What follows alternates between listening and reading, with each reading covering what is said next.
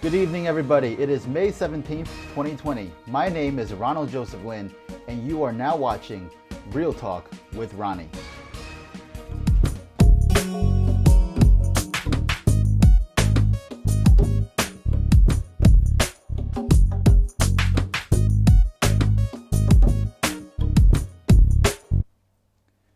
Here on our program, we only engage in real talk, real news in real time. So I want to start off by thanking you all for joining me tonight. We have a very exciting program tonight. On tonight's program, we welcome my good friend Stephanie Murray from England. So we have an exclusive interview with Stephanie, and we just can't wait to hear from her. So I'm very happy that you can join me tonight. So at the top of the hour, we will go over the weekly world coronavirus update. So the coronavirus pandemic in the world. Currently, as it stands, there are 4.6 million confirmed cases in the entire world, and there are 311,000 deaths in the whole world. It's a very big number. In the US, total confirmed cases in the US currently stand at 1.4 million people, and the number of people who have succumbed to the coronavirus in the US stand currently at 88,000. So this number continues to go up every single week. However, I will note that this week it has gone up a little slower, so that's good news. So, as I have stated in the past few weeks, this is a new color scheme that has been developed to tell us how the coronavirus is affecting each individual state.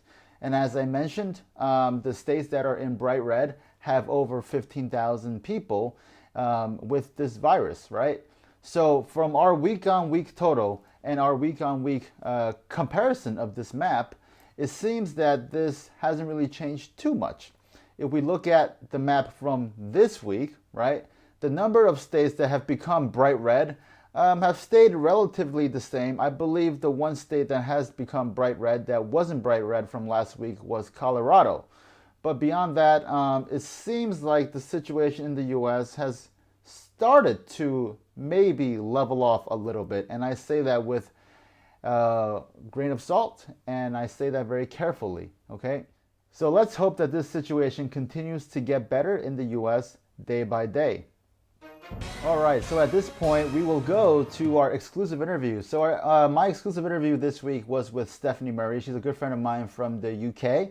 She is specifically from Manchester in England, and she is a purchasing and logistics manager. She has been working and living in Hangzhou for the past few years, but currently she is stuck in the UK, unable to come back to China.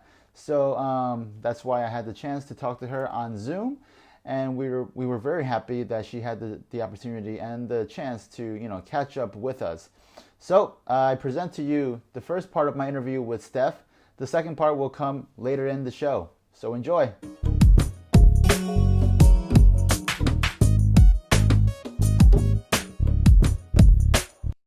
Hi, Steph. So, wow, it's been so long. Thank you for joining us today. And please tell us, where are you currently at this particular point in time? Hi, Ronnie. Nice to see you. As we were saying just before, it's been too long. So I'm glad to have a catch up with you right now. So currently I'm in the UK. I'm at my parents' house in Wigan, which is just outside of Manchester, for those who don't know Okay. where Wigan is. So yeah, so for everybody else, my name is Steph, and I've been in Hangzhou for the last 5 years now. Yeah, this is my fifth year living in Hangzhou, although I haven't spent much time there this year so far because of the coronavirus. And I work for an electronics distributor. We're a British company, and we have a purchasing office in Hangzhou. So yeah, I'm usually based over there. Our headquarters is here in Manchester. So yeah, I do come back around twice a year to catch up with the guys in the office here. Although this time it was an unexpected trip. So at the beginning, when the virus was starting to spread in China, I was in Hangzhou still during that first week when Wuhan was getting locked down, and I had already booked a flight to Russia. I planned to go there for Chinese New Year, just spend a week there. And so yeah, I just for that whole week I was hoping that my flight wouldn't get cancelled, and luckily, yeah, I managed to get out fine. Just before that, Russia had closed their border also. So And just to be clear, when this pandemic hit, at that time you were out of the country. You were in Russia for a planned vacation, right? um, well, no, actually, I was still in China at the very beginning, and then I just managed to get out before Hangzhou had locked down. It Okay. was literally like I think the day I arrived in Russia, then Hangzhou had started their lockdown. Okay. And after your Um, trip to Russia, were you planning on initially coming back to China, or were you gonna from there go straight back to your country? yeah, so I did plan to come back to China. So I'd only packed, a week's worth of clothes with me, and I was actually in Siberia, and it was yeah very cold, like -20 degrees there. So I had packed with me snow boots and a ski suit, and yeah, that's all really I had packed with me. And then I got a call from my boss the day after I arrived in Russia, and he told me, I'm not allowed to Wow. enter China again. So they just booked me a flight straight away to go So back you to the initially had UK. planned on coming back to China after your trip to Russia, and that's why you only packed one little suitcase. Uh, Yeah. so your apartment and your belongings are still in China right now, right? So what's been happening to your stuff and to your place the past few months? Is there anyone there taking care of it, or Yeah, so yeah, all my stuff is back in Hangzhou. I have a Chinese roommate. We also work together. We're okay, colleagues. okay, So yeah, luckily she's actually sent over my laptop and a few more clothes to the UK. So yeah, I'm so grateful for that. well that's good, Um, yeah, yeah, yeah. So our apartment is fine because she's currently still in it. Although we've had to move out of our office in okay, Hangzhou because yeah, the company who was renting out the office to us, they've they've been having problems because right. of the coronavirus. With the pandemic, your company and most companies has probably seen a stark drop in like business, right? Yeah, yeah. I mean, it's definitely affected our company. Luckily, we're still up and running right now. We're trying to keep business as usual, but our sales have dropped by like 50% compared to last year. Right. But yeah, luckily, we're still able to keep open because we have online customers as well. Okay. But a lot of we sell to retailers, but a lot of those have had to close. Okay. So yeah, pretty much our online customers are keeping us running right now. Gotcha. Um, And I think the uh, online community is what's keeping us all sane now, right? I mean, through these talks from Zoom or online talks. I mean, this is one of the ways yeah, that we have to keep in touch.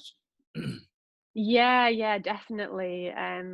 Yeah, this communication is key right now. Just keeping in touch with everybody. I'm still keeping in touch with friends in China.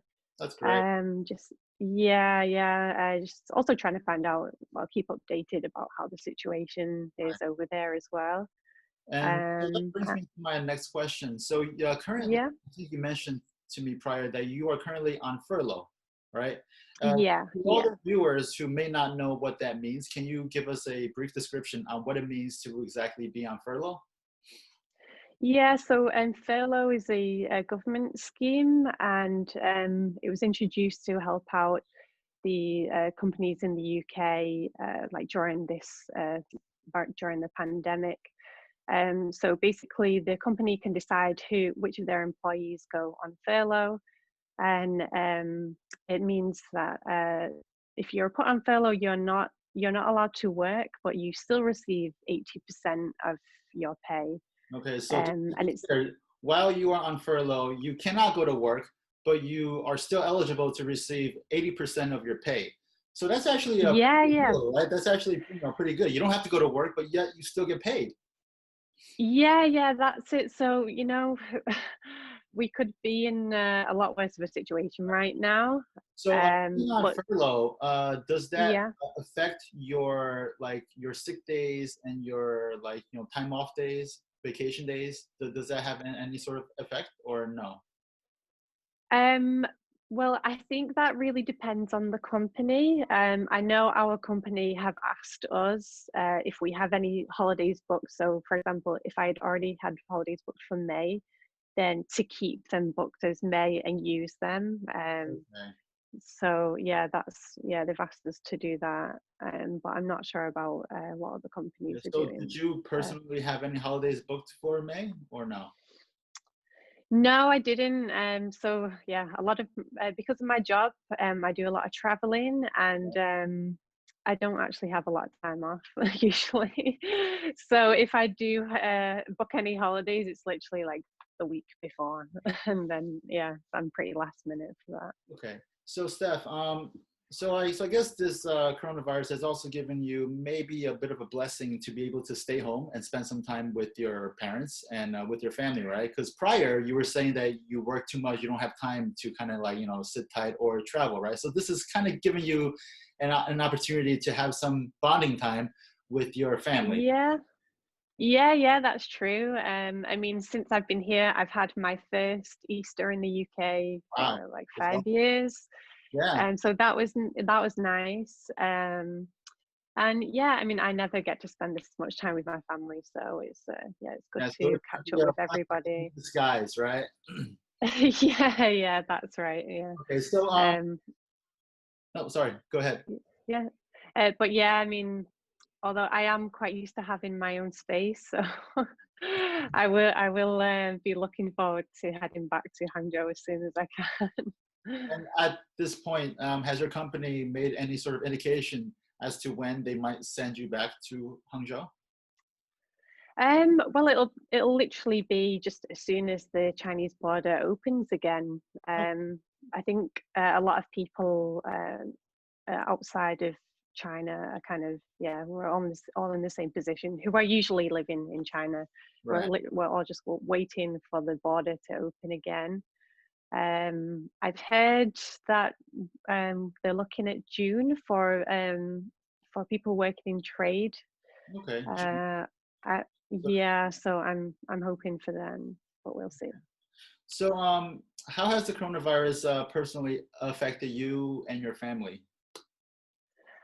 Yeah, so for me, yeah, so I've been put on furlough, and so has my brother and my Right. stepdad as well. So yeah, it's affected us in that way.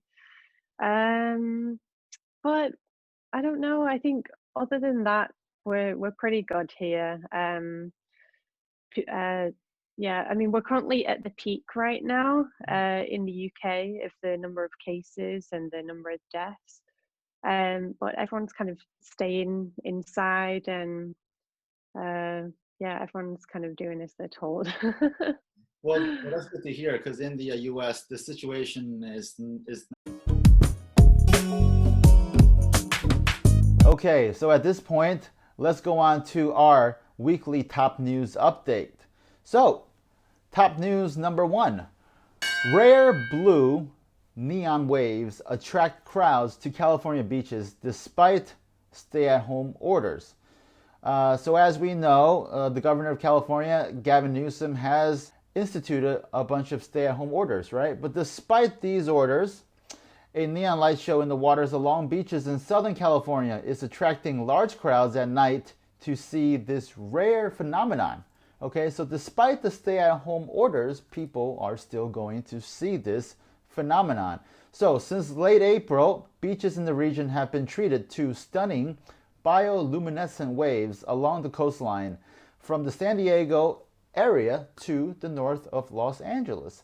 So it has been starting from San Diego, where I used to live, to the north of LA. The National Oceanic and Atmospheric Administration, also known as NOAA, has stated that this bioluminescence is very common in the ocean, especially among animals mostly made of water, as well as fish, squid, and gelatinous zooplankton. So while it's usually blue in color, this bioluminescence can range from nearly violet to green-yellow and even red. So how about that? Imagine if you look in the ocean and it's completely red. It's a kind of cool scene, right? But it's kind of scary too. Well, it's too bad I'm not in California now because, I would also like to see this. It seems like a once-in-a-lifetime kind of thing. But, even though this is a cool sighting, it's not worth getting sick over. I would advise you all to still be cautious. Okay, news story number 2, and this is actually sort of heartwarming in a weird kind of way, but Mexico's cartels are handing out coronavirus aid to try to boost support. So can you imagine this? The cartel in Mexico, instead of killing people, they're helping people. So since the coronavirus struck Mexico, a plethora of videos and photographs uploaded to social media have shown cartel members in about a dozen states handing out food packages marked with the logos of the different criminal groups to lines of Mexicans. The Mexican government officials have also confirmed the aid efforts by the cartels. Now, this generosity by the cartels is the latest sign of their capacity to challenge and embarrass the Mexican government. We all have known for a while that the cartels in Mexico have a lot of power, right? A lot of power, sometimes even more power than the official government. And I believe the actions that they're doing right now is just another example of how powerful they are. Now, even though the government is making small monthly cash payments to the small businesses, right? The president of Mexico has stated and he has vowed not to resort to debt in order to cushion Mexico's potentially biggest economic contraction on record, which could be as much as 10% for the year. So this news, I'm not sure how to take it. I mean, I guess I'm happy that the cartel, instead of killing people, are helping people. And I guess this kind of shows that this pandemic also has the ability to bring people together, even the cartel members.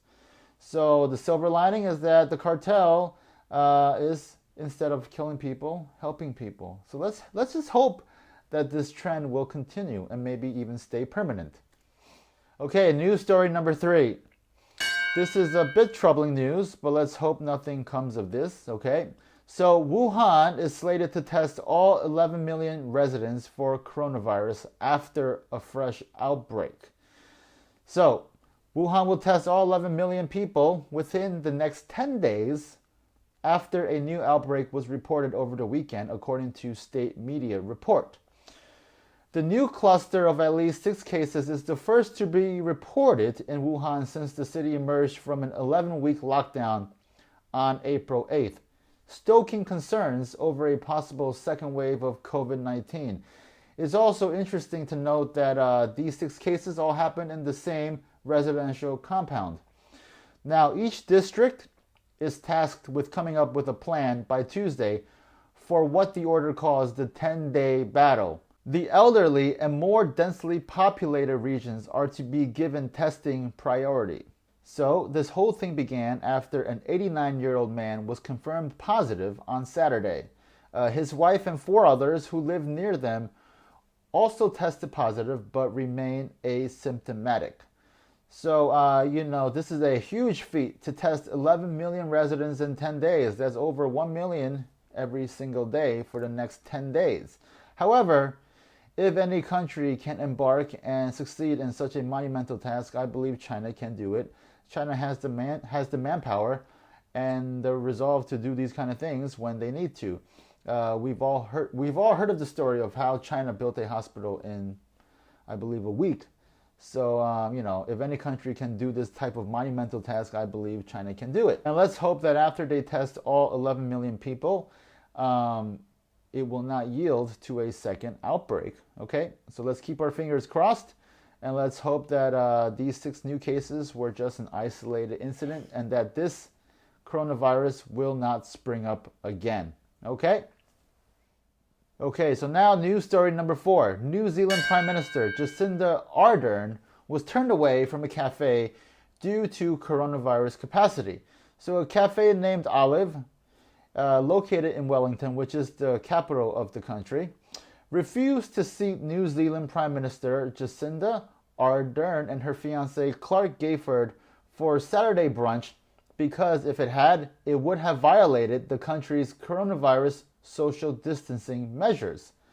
However, they later got a table, I think probably because at that point, the restaurant noticed and recognized who they were.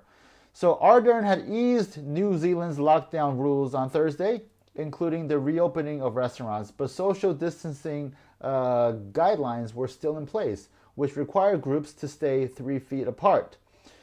New Zealand had closed its borders and instituted a strict lockdown since March, and the country as a whole has largely been successful in its efforts to eliminate the spread of the virus. Health authorities in the country have reported just a single new case over the past 5 days. So can you imagine that? Over the past 5 days, only 1 new case has sprung up. The country has confirmed a total of 1,498 cases, including 21 deaths. So far, New Zealand has been doing very well, and let's hope that it continues to do well. Let's hope that New Zealand serves as a model for other countries, right, to follow. All right, and that brings us to news story number 5, which is actually very good news, right? Italy is slated to open its borders after 3 months of severe coronavirus lockdown. So we all know that for a while, Italy was the epicenter of the coronavirus in Europe.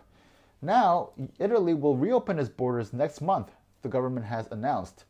International and regional borders will open on June 3rd in order to revive Italy's tourism industry, which accounts for around 13% of the country's GDP. Italy is encouraging domestic tourism by offering vouchers to lower income families to spend at hotels and camps and other such places before the end of the year.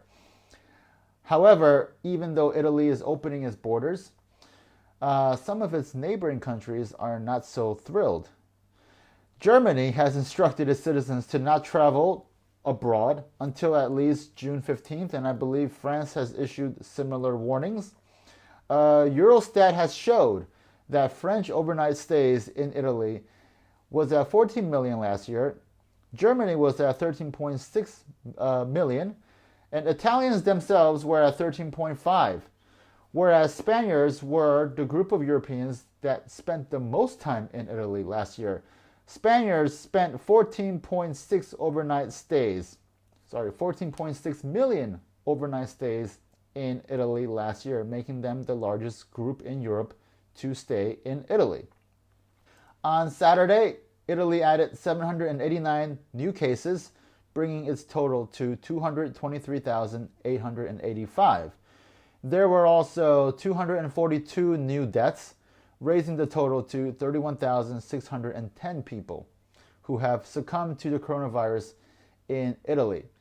So the numbers in Italy are still going up, but it seems it has slowed to a crawl. And it seems that the cases and the pandemic in Italy has maybe plateaued. So this is very welcome news and very good news for Italy. And let's continue to pray for the country, and let's continue to pray for the world. Okay, at this point, we will watch the second half of my interview with Stephanie Murray. Enjoy.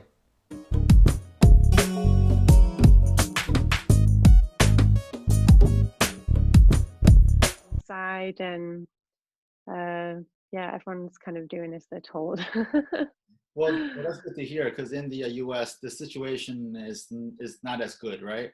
The daily infection rate in the U.S. keeps going up, and people in the U.S., some are still, out there and protesting and trying to live their lives freely. But those people, I think they should understand that in a time of pandemic crisis, some of your civil liberties may have to give way.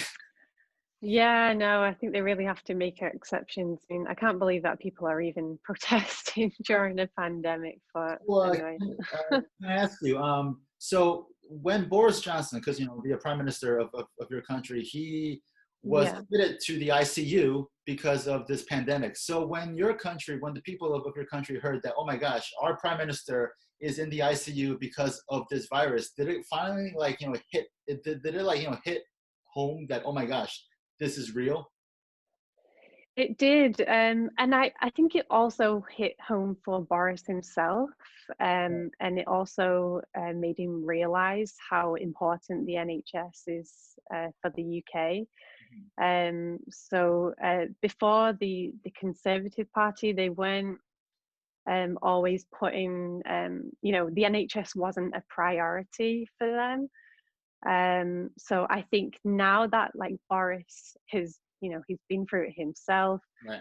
The NHS has literally saved his life. I think that that's really going to change things for the UK, and um, I, I think that will a lot more money will be put into the NHS in the future. Yeah, because I think Um, prior to him getting this virus, he was still kind of bragging how he still goes out and shakes people and shakes hands with with like everybody, and I yeah, he's kind of stopped that, right?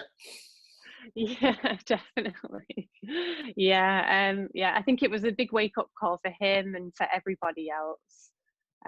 So yeah, I'm So glad that's that it, right? everyone's. Like in every bad time, there's always some positive that comes out of it, right? So if that means that through this pandemic, it might spur more funding towards the NHS or groups like this, then that's a good thing too. Um, Yeah, so yeah, no, sorry, go ahead. yeah. I think there have actually been quite a few positives to come out of this. Yeah, not only about everybody supporting the NHS, but well, I mean, pollution levels have dropped as well all over the world, and just this greater sense of community, and yeah, hopefully people are gonna just take a lot more care for the environment after this as well. So yeah, I think every cloud. Yeah, yeah, silver lining, right? In every class. Yeah, So, Steph, yeah. during this lockdown period, you haven't been going out much, right? You've been mostly, staying put at home. So, what have you been doing at home to keep yourself busy, to keep yourself, occupied and sane during this time period?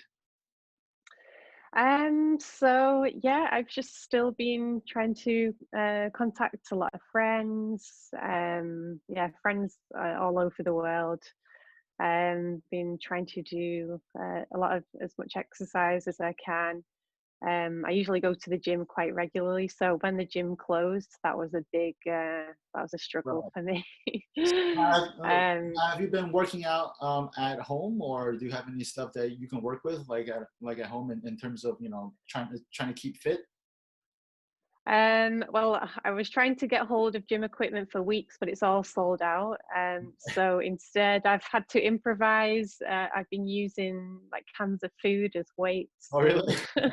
yeah, Okay. um, yeah, and yeah, I do yoga, and we're still allowed to go out once a day for an hour. So I've been either going out for a walk or out for a run. Luckily, we've had really nice weather the last few weeks in the Okay. Oh, UK. wow. So So I did not know this. So everyone in the UK, you guys are still allowed to go out once a day for 1 hour. yeah, that's right, for exercise. Okay. And we're still allowed to go out to the supermarket as well. Okay. Um, So the 1 hour time frame that includes going to the supermarket and exercise, or are those considered separate things? no, I think they're considered as separate things. So the 1 hour exercise, that's separate. Okay. So 1 hour for exercise, and then maybe going If for you need to, yeah, if you still need to go to the supermarket, that's okay. Although we do have a lot of police patrolling the streets, and police cars on the motorways, what, stopping cars, checking what I where mean, people are going. is there like a sort of like card or punch card that you can get where they punch in like, okay, you've been out once today, so this is your one time, or how do you get around that? Because I can see many ways to kind of get around that rule. So you can say like, oh, this is my first time going out today, or this is like, how would they know? I think it's not so much like the amount of times you're going out. I think when the police are stopping you, they're checking you like, where are you going? So if you're out and you're just hanging about in the streets with somebody and you're saying that this is you're out doing exercise when you're clearly not, Right. or you don't have a good enough excuse, then that's when they're gonna start handing out the fines. Okay. Because I know in Yeah. China during the lockdown period, I think in certain cities, well, because everyone in China lives in like a complex, right? So in Yeah. the community, I think everyone gets like a card, like a punch card. So like during that time, I think maybe one person in the family was allowed to go out like once every 2 days for like grocery shopping. Yeah. Yeah. So whenever you would go out, the guard at the gate would punch your card to signify that, all right, you've gone out, right? So that was their Yeah. kind of check. But in the UK, it's not this strict, right? No, but to be honest, I think unless you live in this city, we don't need such strict regulations here. So, for example, like I'm in the suburbs right now, you can walk outside and you're not going to bump into anybody. So, Yeah. uh, you know, even we're not supposed to, but I mean, even if you did go out twice a day, like it's going to be pretty safe. It's just, being sensible. But when you do go out, do you wear a face mask or not really? Um, well, I haven't really been going anywhere. Well, if I'm, going out for a walk or out for a run, I'm not wearing my face mask because I don't really need to. Like as I said, if Right. the There's, chances are pretty there's one around small of, you. Yeah. yeah, there's no one around you. There's no need to wear a mask. But if you're heading into the supermarket, then yeah, I definitely wear a mask. Okay. So one last question, Stephanie. Do you have any advice for your fellow British countrymen and countrywomen, or for anyone else in the world who might be feeling kind of down and depressed during this pandemic? Well, I think I'd say in true British style, I'd say keep calm and carry on. All right. Yeah, just yeah, keep calm and carry on doing what we're doing now. So I think everybody here is still being quite sensible about everything. So keep washing your hands, keep the social distancing, That's important. and then yeah, and just do what you can throughout the day to help your mood, do some stretches in the morning Right.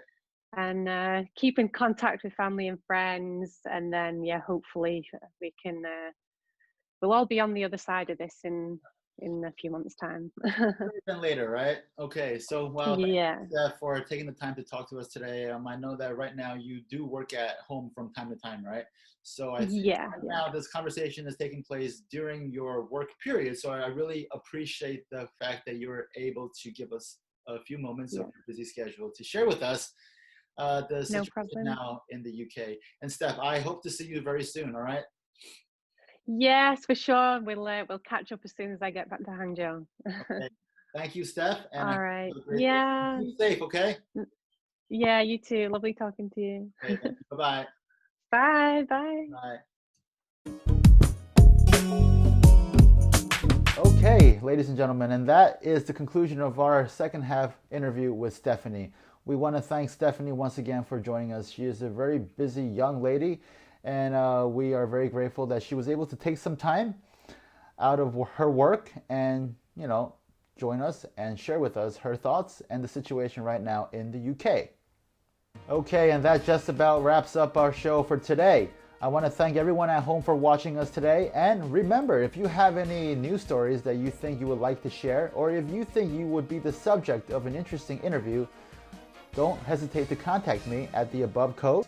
We're very happy to hear from you, and we welcome you to share your thoughts and opinions and your story with our show. So once again, I want to thank you all for joining me tonight. It is May 17th. I hope you all have a lovely Sunday night and a lovely coming week. So until we meet again next Sunday at 8 p.m., I wish you all a safe week. Stay safe and stay strong. So may God bless you and have a good night. Bye, everyone.